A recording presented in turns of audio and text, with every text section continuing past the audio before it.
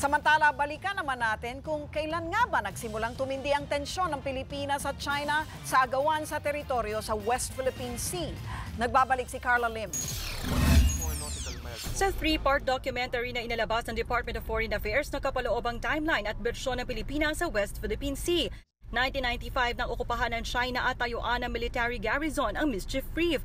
Noong 2009 naman, naghain ng China sa United Nations ng kanilang mapa kung saan sinakop na nito ang West Philippine Sea sa pamamagitan ng 9-dash line.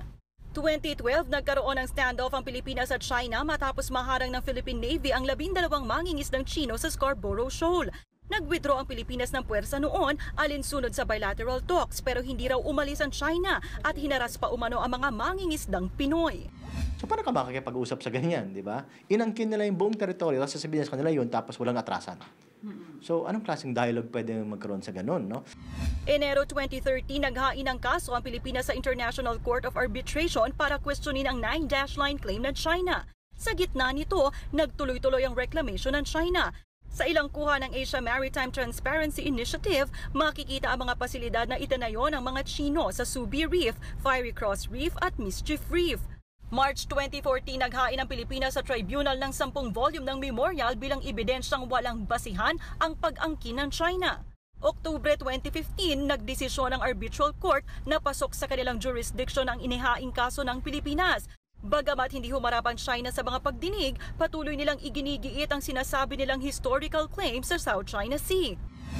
Ito ang China Pictorial at isa itong state-owned magazine ng gobyerno ng China. Nakahango ito sa wikang Ingles at ibinibenta sa iba't ibang bansa maliban sa ASEAN, lalong-lalo na sa Pilipinas. At isang buwan nga bago lumabas ang ruling ng arbitration, nakalaan ang buong edisyon na ito hinggil sa posisyon ng China ang katuwiran nila na kanila ang kabuuan ng South China Sea at sila pa raw ang biktima at ang inapi. Taong 1947 pa raw nang ilathala ng China ang mapa ng kanilang mga teritoryong nakapaloob sa kanilang 11-dash line. Pero simula noong 1975, unti-unti raw kinuha ng Vietnam at Pilipinas ang kanilang mga isla at bahura. Noong 1997, pinasabog daw ng Philippine Navy ang Chinese monument sa Ayungin. Nasagad na daw ang kanilang pasensya noong 2012 nang i-raid ng Philippine Navy ang 12 Chinese fishing vessels sa Scarborough Shoal kaya nag-deploy na sila ng Coast Guard. Nagdesisyon silang magsagawa ng reclamation projects para maproteksyonan umano ang kanilang mga pag-aari. China doesn't want to intimidate other people. China itself is scared. Maybe it's difficult for you to understand, but we are scared. I think we all need to develop our economy, and the best way is we work together.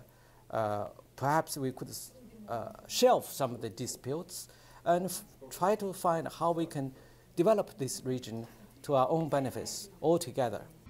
Bukod sa Pilipinas at China, tumatayong claimant din sa West Philippine Sea ang mga bansang Taiwan, Brunei, Malaysia at Vietnam. Sinasabing maraming natural resources sa mga isla roon. Pangunahing shipping route din ang lugar at dinarayo ng mga mangingisda dahil sa masaganang yamang dagat. Umaaksyon, Carla Lim, News 5.